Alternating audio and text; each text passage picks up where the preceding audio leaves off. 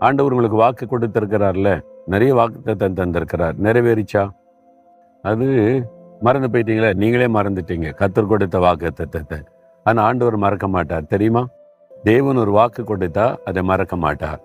அந்த வாக்குத்தத்தத்தை நிறைவேற்றுவதில் கவனமாய் அக்கறையாய் செயல்படுகிற தேவன் அவர்.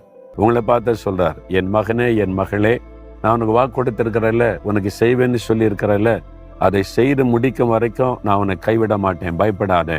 நான் சொன்னதை செய்கிற தேவன் என்று ஆண்டவர் உங்களை பார்த்து சொல்றார்.